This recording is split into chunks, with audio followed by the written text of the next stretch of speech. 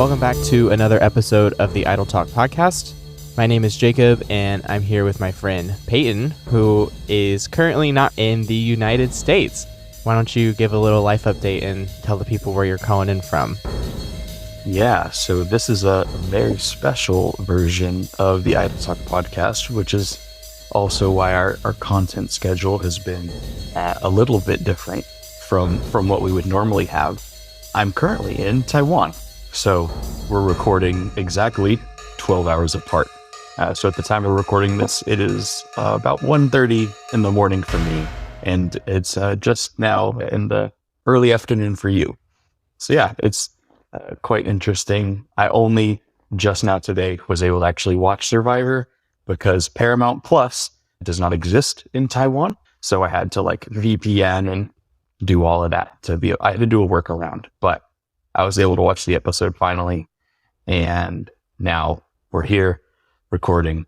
And so that's why this episode is out a little bit later than we would have liked. I was a little bit worried that maybe we were going to have to do this episode and the next episode in one together once I got back in the States. But yeah, so if my audio sounds poor, I'm sorry.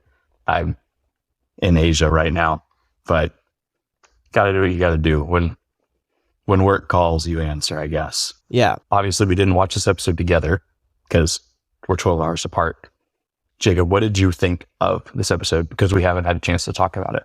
I have mixed feelings about it, and I don't know. It was an interesting episode to say the least. There was a lot happened, but I think the really positive thing is that the episode felt very cohesive, and it felt like it was much more well put together than the last episode. So I think my frustrations with the last episode have been helped a little bit in this new episode. And I think my frustration in this episode doesn't necessarily lie in anything that production was doing in terms of how the episode was edited or anything like that. I'm just frustrated that, as we'll talk about later, that just Yanu loses again. And we're just back in the same situation that we've been for the last 3 episodes in a row. Oh, this makes it 4 episodes in a row. Think the only reason that this episode wasn't as bad as it could have been was because Randon had the medical evacuation last episode. But the fact that there has been one tribe that has lost 4 immunity challenges in a row is just so frustrating, and the cycle is just continuing, and we are going to beat this dead horse again and again and again, talking about the 3-tribe format and how there's pros and cons, and to me the cons outweigh the pros. And again, we just beat this horse to death every single episode, but it's just so frustrating to just see the same outcome every episode. And it's nice that we got to see some more of Siga and Nami, and they had some more interesting plays in the edits in this episode, which I really enjoyed. But it's hard to just make good television when the same thing is happening every single episode, when it's the same outcome every single episode. Yeah, it's the same outcome, I think, every episode, but I don't think that at all impacted my ability to enjoy this episode. So I agree that I have a similar frustration because we're still in the same spot we were last episode, right? We ended, even though Bhanu didn't go home last episode, he did, right? It ended last episode without a vote. He probably was going to go home. Maybe Kinsey was going to go home, and that would have been really freaking stupid if that happened. Can you imagine how insane that would have been if Kinsey went home and then they were stuck with Bhanu after he went and told all that junk? I don't even know. I don't even want to imagine the insanity that would have gone down if Tiffany and Q if they had made that decision. They deserved to lose, and Yanu would just be decimated, because that would have been bonkers. But yeah, it feels like it's been the same ending for the last, the whole season so far, 4 episodes in a row. It's the same end. But I do think the content in this episode felt I really enjoyed this episode quite thoroughly. And maybe it was just because I've been working a lot the last few days, and this is my first chance to actually sit down and not work. I worked 2 back-to-back, 20 plus hour days, and I come off of 24 hours of travel to get to the other side of the world. So I haven't had a whole lot of time to just sit down and enjoy anything. I haven't watched a movie in a while, which normally I watch, multiple of those a week. So maybe I'm just starving for entertainment here, but I had a blast. There was something about the video or not the video, but the episode that I had a really fun time. I think a lot of the personalities of the other 2 tribes that we haven't seen a lot really started to show themselves, started to be built out and fleshed out in a way that we haven't seen yet on Nami and Siga, in a way that was really interesting. And we can get into that here in a minute, but I'm thinking Gem off the top of my head is starting to feel like a much more complete player and is really compelling and fun to watch. And I'm very interested to see where her game goes. And their whole dynamic with Mariah this episode was super fun and interesting as well.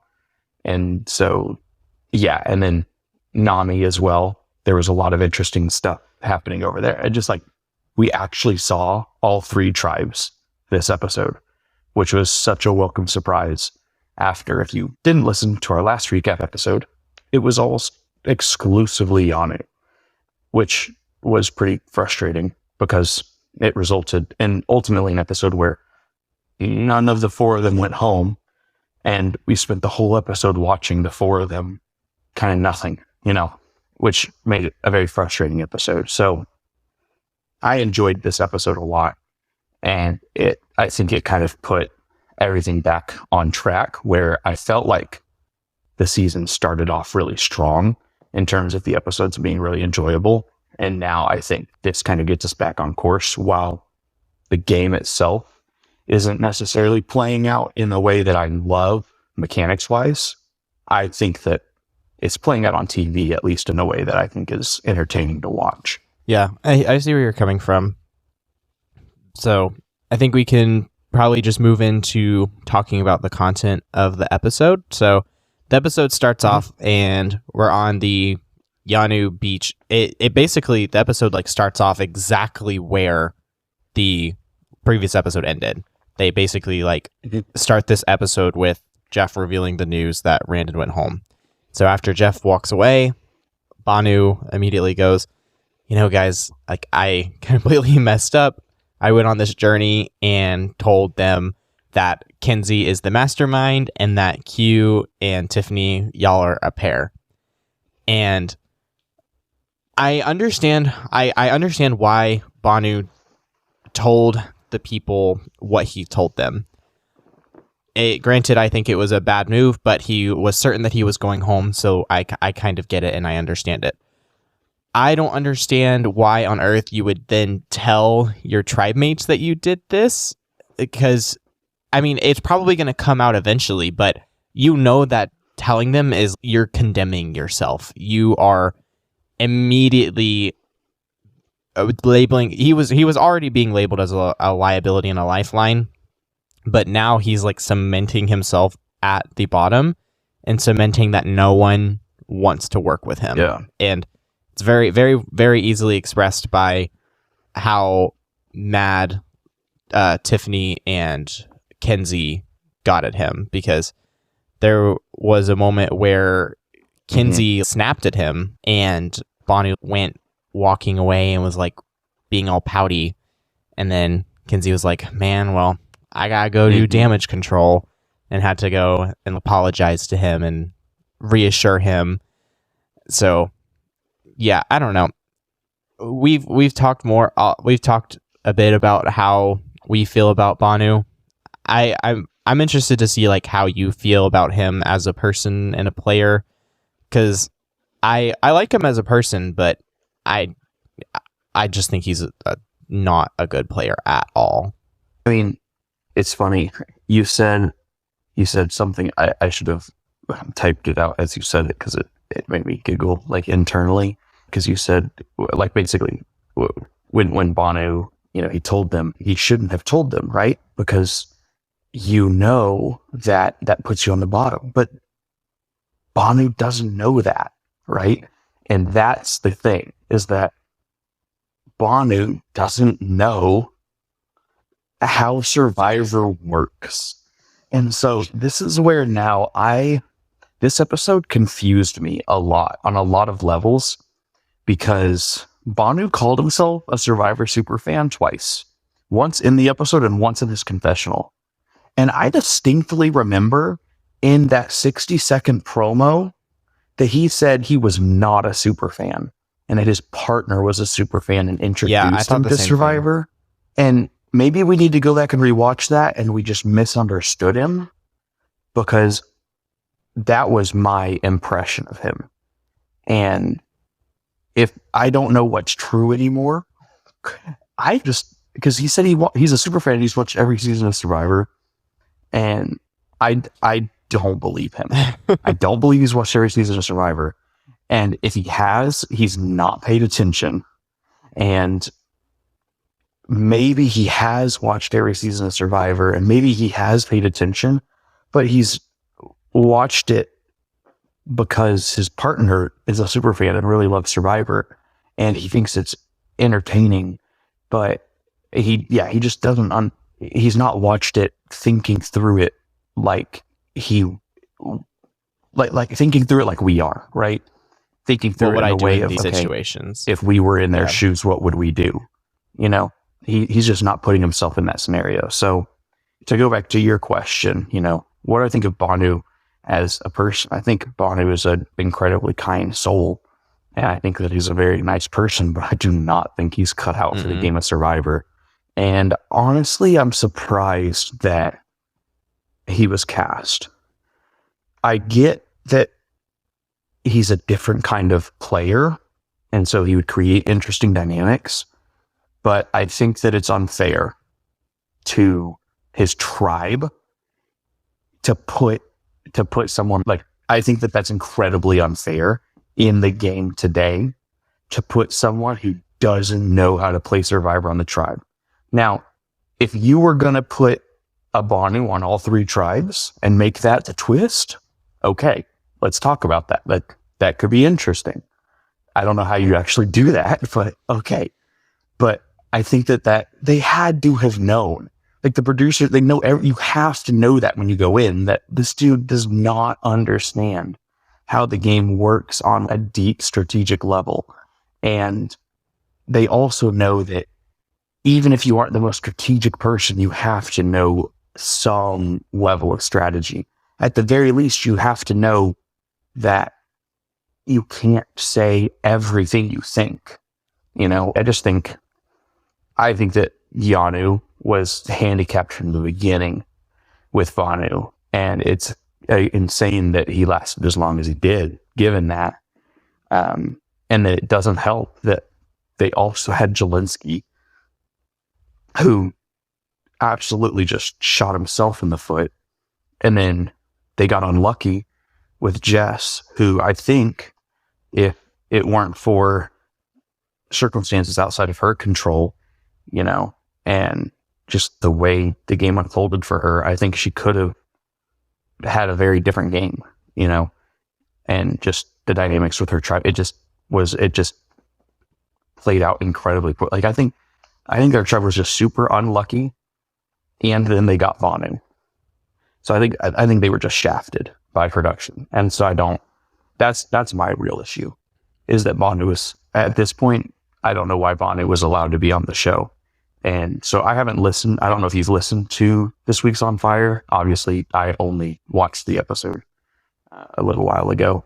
So I'm coming to this very fresh. I haven't listened to the podcast this week. I don't know if Jeff talks about it at all, but I want to know more about their casting decision with Bhanu. Yeah, I probably will listen to On Fire here pretty soon, because I had the same question, because I know when Jess was eliminated, they discussed her casting a little bit, and so I want to listen to On Fire to see if they discuss Bhanu at all, because I agree, it doesn't make sense why you would cast someone who very clearly doesn't know how to play the game.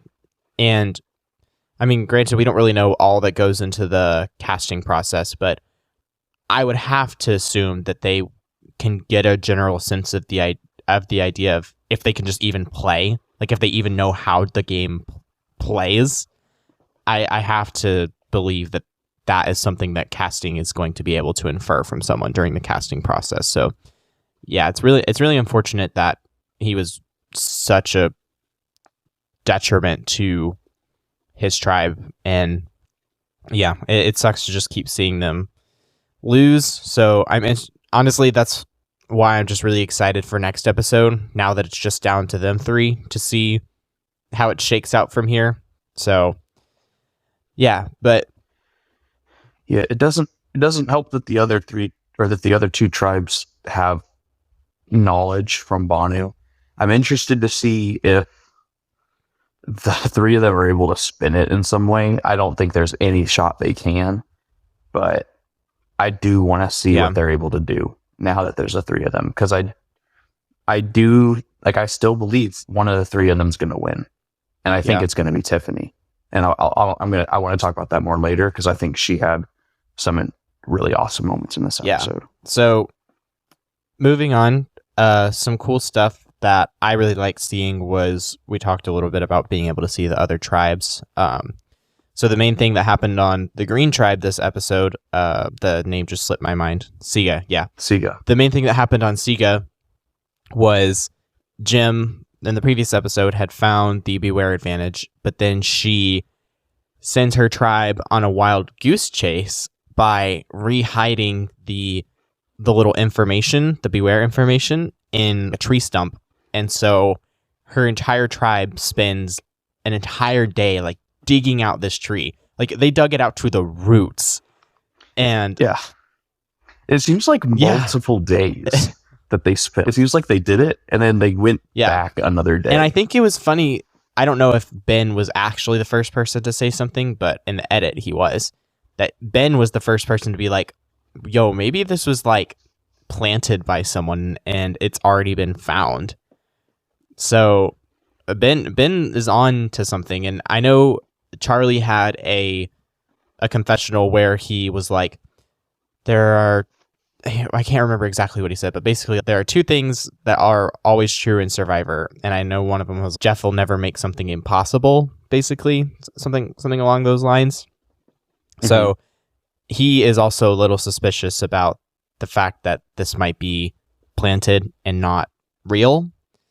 So I'm interested to see like where this goes from here. But on your point that you made earlier, it is really cool that we're seeing Jem's personality start to come out a little, and that she is starting to think strategically and make strategic moves. So yeah, I don't really know where it's going to go from here, if they're going to find out that it was planted, or they're just going to keep hopelessly digging in this tree trying to find something. Yeah, I think what I liked the most was not only that Jem went and re-hit it, because first of all, that's, right, she's using it as a red herring, obviously, to make people think that it's still out there. And that's smart because, it's a new kind of one where it just says dig. So it's different from the other ones where you take it, like in the past where you would take it and then you'd have to go from here to there to there to there. It was like a wild goose chase sort of thing. So I think that shows that she was, willing to adapt to a new style of Beware advantage and come up with kind of a smart solution to just go re-hide it and make people dig in a new location. But the part that I thought was really the smart and really tricky thing that she did was how she was able to shift everyone's attention to thinking it was Tim. Just very subtly.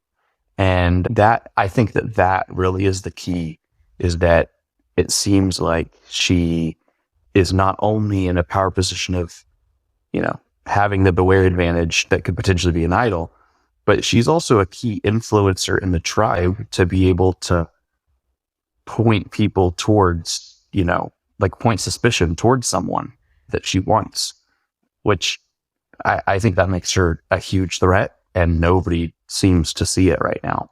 So I'm glad she's on my team, and I'm glad I took her number 1 in our draft on that tribe at least. So I'm pretty happy. Yeah.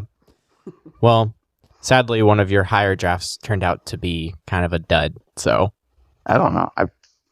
We're talking about you're talking about Bhanu. I took Bhanu the same level that you took Jess. So he was just. I don't know what you're saying. Jess. Pick. Yeah, and so Jess was yours. Well, right now, I've lost 1 and you've lost 3. So yeah, Yanu's been decimated, buddy. I don't know what you want from me. And one of mine was medevac. I don't know how I'm supposed to. You got to predict those things. What am I supposed to do? I know. I should have most likely to be medevac. We should do preseason awards. That would be so out of superlatives, preseason superlatives. Yeah, preseason superlatives. And then, we should crazy. We should 100% do a postseason superlative, and we already know who the most improved. Yeah, the most improved is so obvious from our initial impressions. Not most improved. Yeah, not like Tiffany, most improved from like first episode to last. We could probably do that. Most improved from our first impressions is Tiffany, hands down. Yeah, I think if we were to do an award show, obviously we're getting a little off track. We'll get back on track. But if we were going to do the award show, most improved would be from first episode.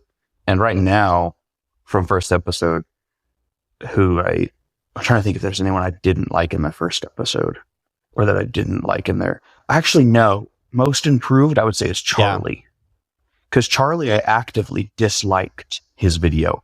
Tiffany, her video wasn't. It felt like that 1 minute video wasn't very good. I think that's just on production.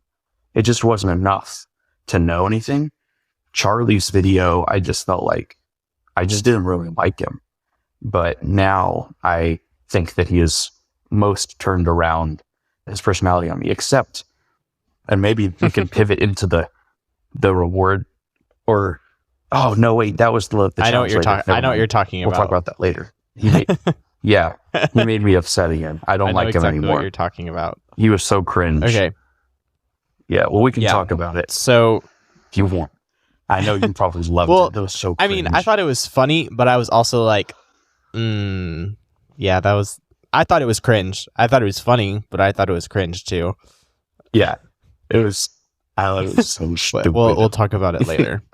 Yeah, we should go to the reward challenge. I think was the highlight of this episode. So I would love to talk about that. So we have Yanu's first victory at their reward challenge, and the reward was fish, but they don't have flint to cook their fish, so they were able to trade their reward of fish for the toolkit with the tarp and the hammer and all that stuff. So it was really nice seeing them win something, and it gave me a lot of hope for the immunity challenge. And I was like, oh man, maybe they're going to finally win one and not go to tribal. Yeah.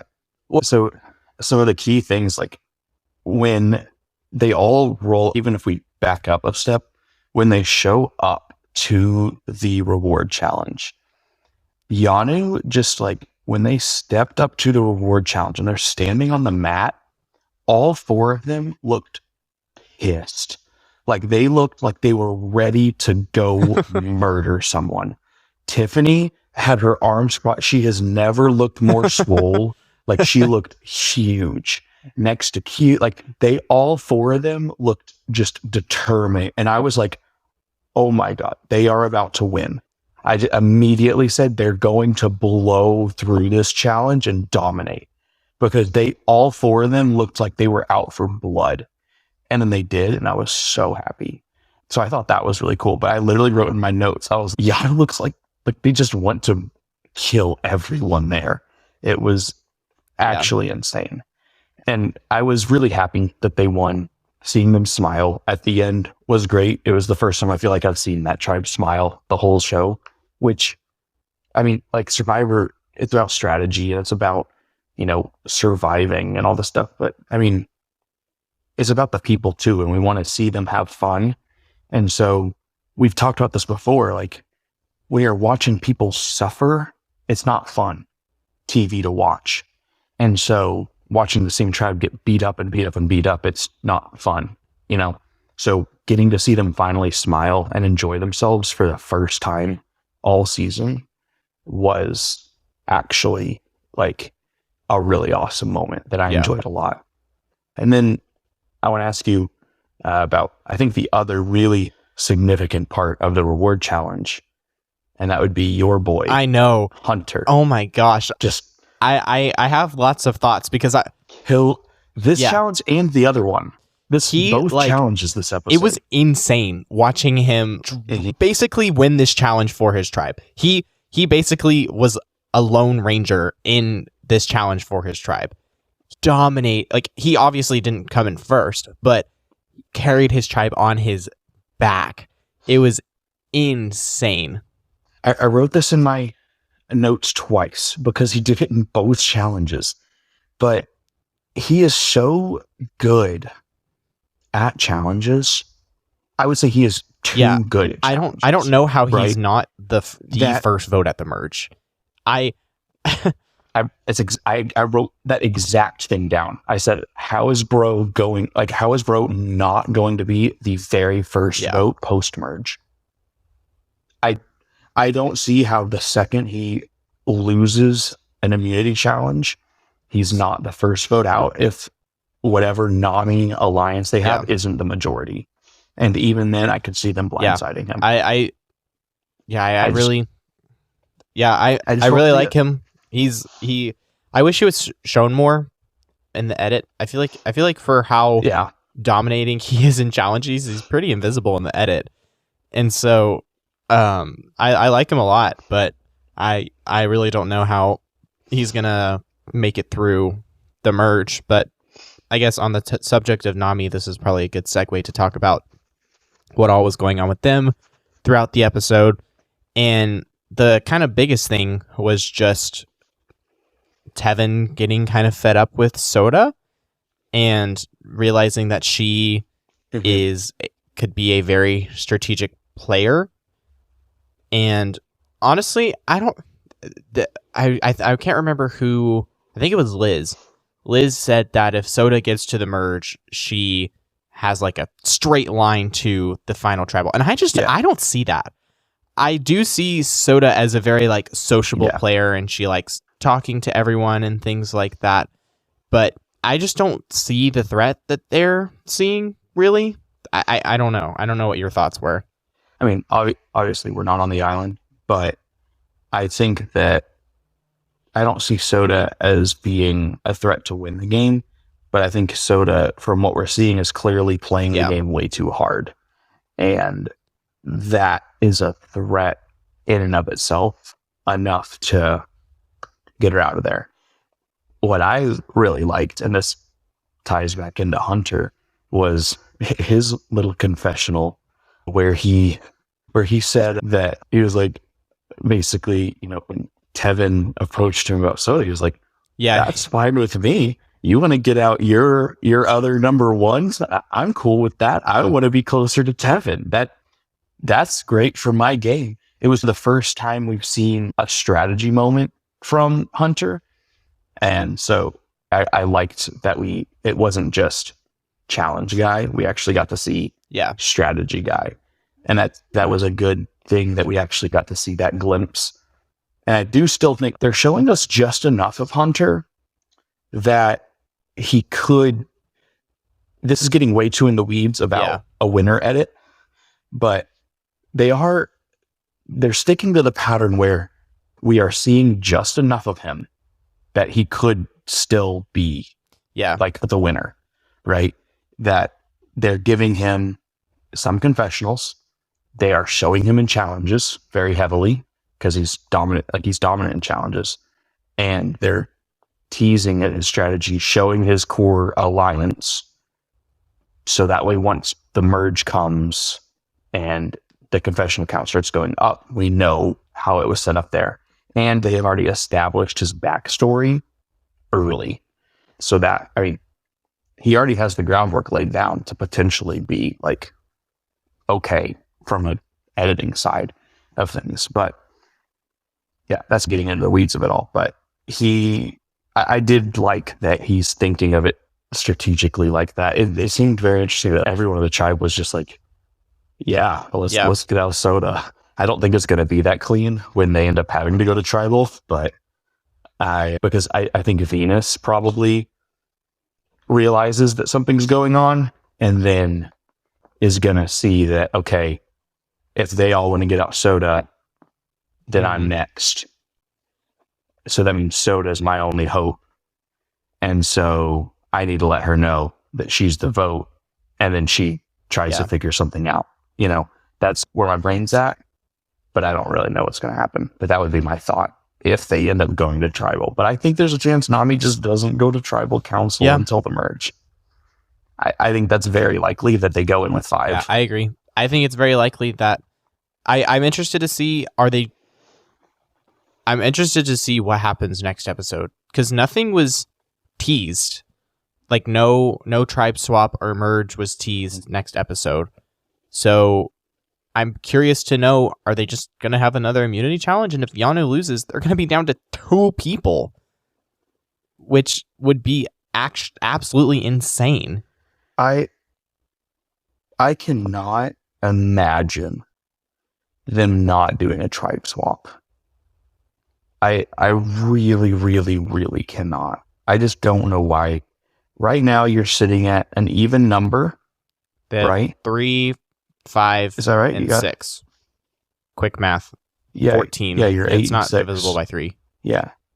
So 2 tribes are 7. Boom. Yeah, but they're not going to do that. We do our 3-2, 3-2-1, 3-2-1, 3-2-1. This I want the 3-2-1 format but so they bad. won't do it. They're not going to do it, but I want that so bad. I hope they would do that. Oh, here's what they do. Okay. Yeah. You ready? Oh, okay. You split up 3 tribes. Okay. They draw rocks. Okay. Or whatever. Draw the buffs. One person is a blank buff or whatever. And then they pick a tribe, or they pick a random, or what, however it is. And they basically stake themselves on the challenge. And if, they lose, they go to whatever, they could do something like they've done that before with like post merge. They could do some sort of a lottery system or some way to determine like what tribe that person gets put in if they really need to. They have contingencies for these sort of things. Like they have plans for if one tribe gets decimated down. So I'm sure they know what they're doing, but I have a hard time. This is why I have a hard time believing that they just they would send 3 of them to tribal, because you send the 3 of them to tribal. I mean, that just means Kenzie's going home. And I have a hard time believing that production would want Kenzie to go home at this point in the game. I just think they've shown so much of her, and I cannot imagine them being there on the island, having got all this content, and the first 4 episodes are all Yanu, right? You have all this content that's Yanu content, and you have, you're just going to send another one home.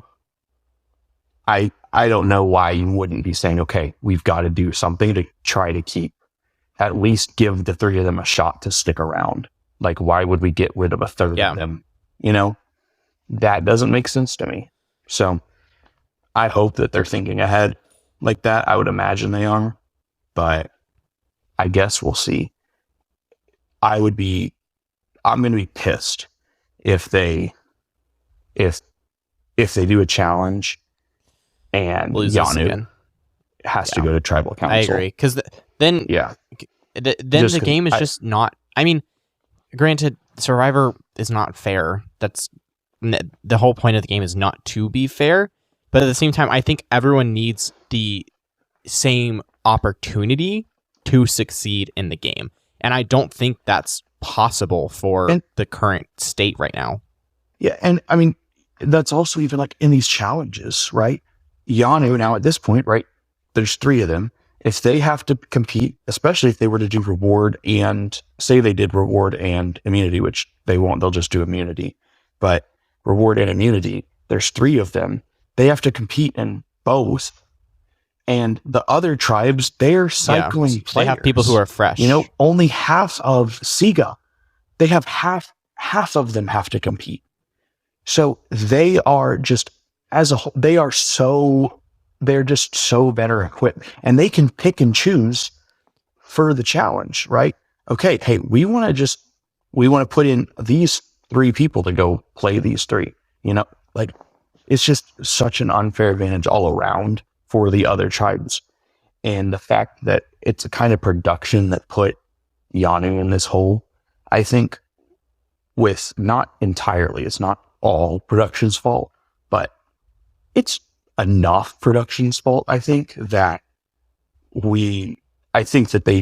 they're understanding of everything enough that they want the game to continue and be interesting, that they would do whatever in their power to keep them around. The other thing that I think would be super cool, and they're not going to do it, but what I would love would be for Siga and Nami to have a schoolyard draft of Yanu. Pick them. Nami gets to pick 2. Siga gets to pick 1. But because Siga has more members, they get to pick. Maybe they pick first, or Nami picks first, gets to pick the first one. I don't know how they'd pick or something. Maybe, I don't know. That could be interesting if you're not doing this, if you don't want to do a tribe shakeup. I think tribe shakeup is more fun, but I think there's interesting things they can do at this point in the game. They say this new era is all about expect the unexpected. All right, Jeff, I really want him to put his money where his mouth is and give us something unexpected, but make the game interesting for me. Yeah. So I think we can move into the last part of the episode, which was Yanu losing the immunity challenge and then them going to... You got something to say? Well, before...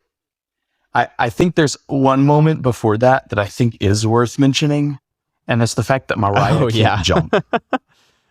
It's so weird. I just thought that was so funny. And it's another just small moment of the fact that I'm happy we're finally seeing personalities from the other 2 tribes. That's not just Yanu. And so it's small, it's insignificant. I don't think Mariah is going to win. Maybe she will. I don't see it yet, but we also haven't seen Siga at all. But the fact that she can't jump was hilarious, and I loved it. It was a fun moment. On the topic of jumping, we can bring up the moment that you didn't like in the episode of Charlie, jumping off the little whatever, the little high dive and shouting Taylor Swift as he's jumping off. So very cringe, very cringe. Very cringe decision. That's all I have to say. I don't have any thoughts on the matter. So Yanu loses. They're going to tribal again. And I think this is where my frustrations with Bhanu as a player and a person really come out, because you get this moment with Tiffany where Bhanu goes to her literally begging on his knees. If I was Tiffany, I would have had the exact same reaction. I would have been like, I'm not talking to you until you get up off your knees. We are not, this is not what I'm about to do. Mm-mm. And I major props to Tiffany for not sugarcoating it. I really respect Tiffany for just being straight up with him and saying, I'm writing your name down tonight. Sorry, I've made up my mind. Mm-hmm. I'm writing your name down. So I really like that Tiffany did that. Yep. I wrote that exact same thing down in my notes. I said, I insanely respect Tiffany for just being straight up with him at that point. And I not doing some crazy runaround shtick like they did with Jess for no reason, especially because now, he doesn't have his vote. It's just be straight up. It was the right thing to do. It's just, hey, I am writing your name down. And he says, okay, why? She says, I don't trust you. Just tells him straight up.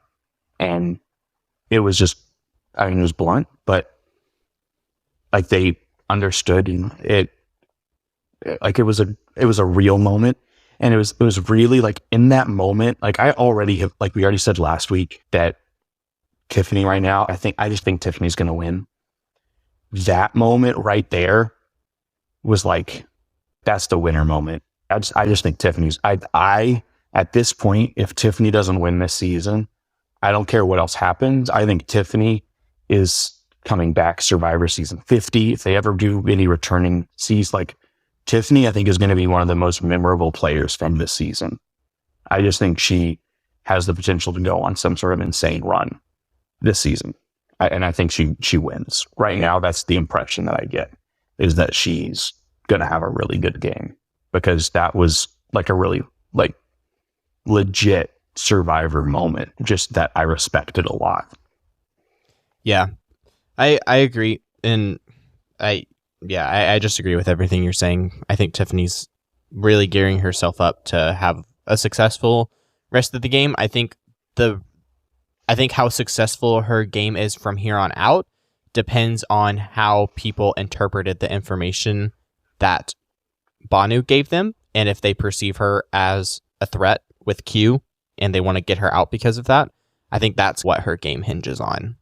What I will say is I think she's in a really fortunate situation out of the three of them, because Bhanu said Kinsey's the mastermind for some reason. I don't know why he said that, because I don't see her as being the mastermind, but okay. So Kinsey's the mastermind. So she's at the top of the hit list. And then Q is Q, right? He is the second off the board behind Hunter in terms of the pecking order on Challenge Beast. So if you're taking out Yanu members, there's only 3 of them. She's number 3. And if you're wanting to get out one of the duo, you get out Q. I don't know why you would keep Q around, because you're afraid of him going on a run. So she's in a fantastic spot as fantastic a spot as you can be on Yanu, I suppose. But as far as among the 3 of them, she's in a really good position, which is why I think if we're going to say one of the 3 of them is going to win, I think she's got the best shot. Yeah. And she has an idol. That's pretty good in my book. And she's got a really solid duo with Q, and she's Kinsey's only solid ally. I almost want to call it a wrap. I don't see how it's one of those things where, but that also makes me think she probably doesn't win, because it's never that cut and dry this early in the game. We still got 10 just episodes to gut feelings. Yeah. I know. And that's where it's a gut feeling. It feels like that would be she'd be such a good winner, to go 10 more episodes and win. That'd be insane, But yeah, Jam Jam didn't feel like a winner. Neither did D, really. And yeah, well, I'm comparing to Jam Jam because Tika, right, went down to 3. And so it would have been a similar feeling and scenario. So I guess that's a good comparison. They went down to 3. Did they merge right after, or did they have another challenge? I want to say they merged after 3, because I don't think they lost 3 straight in a row. I think they won at least 1 or 2, I want to say. So it wasn't as dire. I think there were like more players were out of the game as this was. Yeah, they were further into the game. Like I'm pretty sure it wasn't 4 episodes in. So that's the real concern, is that it's so early on in and they're almost out of tribe members. So yeah. What did you think of before we end here? I mean, obviously, Bhanu, he was the vote. He doesn't have a vote. He botched that challenge. He cost them that final challenge twice. They wouldn't have had to go to that tribal council if he had jumped off the box, and if he had been a halfway competent rebounder, or if Tiffany had rebounded instead of him. And so 2 times he failed them there. like all of that compounding with everything else, it was over. Like it was already nail in the coffin. He buried it 20 billion feet under, it was just done. And so they go to tribal council, and I know that there have been tribal councils in the past that are already decided and they don't go vote. They just snuff the torch and go home. But it doesn't happen very often. And so I can't remember the last time that it happened, but whenever it does happen, it's always it just feels weird. It doesn't feel like it's not a normal tribal council. So I'm curious, what did you think of tribal? I just want to know. I mean, I liked it. I respect them for not just giving the Bhanu the runaround and just being straight up with him and saying, hey, we're all voting for you. That's just what it is. Here's the reasons why we voted for you. And it gives Jeff the chance to ask him, like, hey, what's your survivor journey like been about? What's it been for you? So you get some nice moments. You get like nice final moments with him that make you like him a little bit more. So I liked it because there wasn't like the normal scram for votes and things like that. It was just very cut and dry. They knew what they were going to do going in, and they didn't even have to vote to execute the plan. And it was so sweet when Jeff snuffed his torch and it looked like Jeff offered him a hug instead of normally if someone gets their torch snuffed, they'll be like, oh, can I have a hug, Jeff, before I go? And Jeff will give him a hug. But it looked like Jeff went in for the hug first, and I thought that was nice.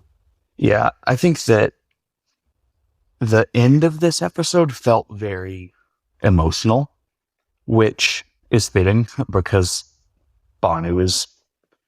I don't think that it is a stretch to say he is the most emotional player I have ever seen play Survivor. I am not going to say he's the most emotional player to ever play the game because I've not seen every season. And I think that would be quite the definitive statement to make here today. But off the top, he's the most emotional player I've seen play. And I mean, that's not an inherently bad thing or a negative thing. Obviously, like there are emotional players that do great all the time. Clearly, his style of play was not great. But I think the fact that he was an emotional player, this episode ended in a very emotional and solemn kind of way, and it felt very respectful. And I like that the episode never made him into and like the season as a whole and the episode never made him into a cartoon character, because it could have very easily mocked him. They could have very easily turned him into, a fool and really been disrespectful towards him, because at the end of the day, he is out there playing Survivor while not knowing how to play Survivor. And so production, they have all the power in the edit. And so I think even though maybe I don't enjoy the fact that he's in this season, I think they handled it in a really great way, and they humanized him. And, the whole time I'm seeing him, I am seeing him as a person. Even if I don't love him all the time, I still do see him for who he is. And so we're able to see him in this final tribal, see him for who he is, and then we're able to see him leave the game. And I think it's safe to say, and I'm going to assume you'll agree with me, that, we talk a lot of times about, are they going to bring back players and all this sort of stuff? I think it's safe to say Bonnie probably is not going to be coming back for Blood versus Water 3. I think that's probably safe to say. I would have to agree. But if he was going to come back for a season, that would be the one. I will say, if they were going to bring him back, it would be for a Blood versus Water season, bring him back with his partner.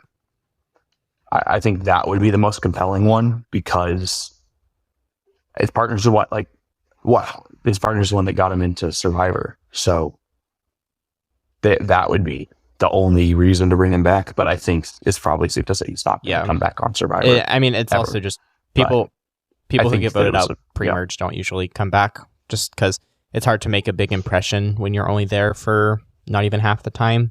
So But I feel like he did make a big impression for the time he was there. Unless you're Bruce.